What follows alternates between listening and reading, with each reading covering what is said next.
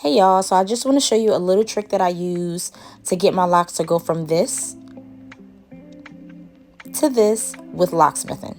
So I usually start off with freshly washed hair. Locksmithing has really helped me maintain my thickness from roots to tips. I usually don't have a lot of hair that grows outside a lock, but mainly in the front, I definitely do.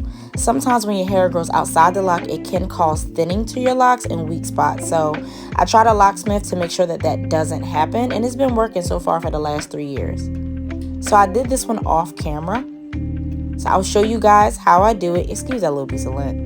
All right, so I make sure that the locks parts are clear and I'm not borrowing any hair from another lock. I do know that sometimes when we retwist, we borrow hair from another lock and it causes certain locks to thin out over time because they're not having the same volume or amount of hair inside of it as it started with. So I try to make sure that this part is very important, that I make sure that I'm not borrowing any hair from another lock. My parts aren't very clean and straight. I usually just straighten them out when I retwist. This honestly is just to make sure that I'm keeping the same amount of hair in the lock. So what I do is I don't force it, but I take whatever hair is loose and I use my thumb and my pointer finger to locksmith. So I take that hair and I wrap it around the base of the lock, not my roots. The reason I don't wrap the hair around my roots is because I don't want to make any tightening at my roots. I want that shed hair to still be able to get in freely. I still want my locks to be mobile and movable, but I do want to make sure that I'm getting it right where that lock starts to mat. So right in the area where your hair starts to mat, that's where you want to wrap the hair around. As you can see, my locks are still flexible. The roots are still nice and full. They're not tightened. This is not a retwist.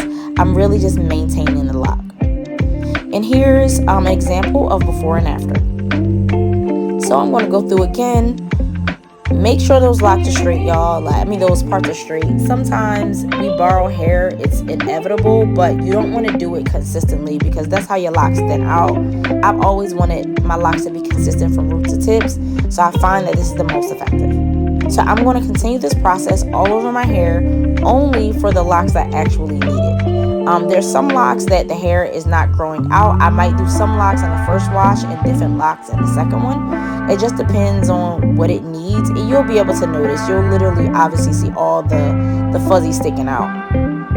As you can see, this one I have the fuzzy, so I'm going to wrap it around. As you wrap it right where the lock is starting to lock, not the roots. So the base of the lock, but not my actual roots.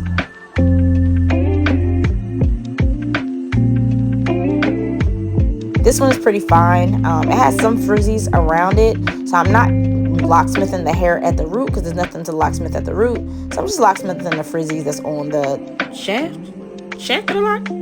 I don't know. Whatever that part is. All right, this one is fine, so I'm gonna leave it alone. And again, I'm just picking and choosing which locks, usually at the top. And when I'm done, as you can see, this is the results. My roots are now nice and put together. I don't have to worry about my locks thinning. This is so helpful. Y'all, please try locksmithing. Let me know what you think. If you have suggestions, please put them down in the comment section below, and see y'all next time.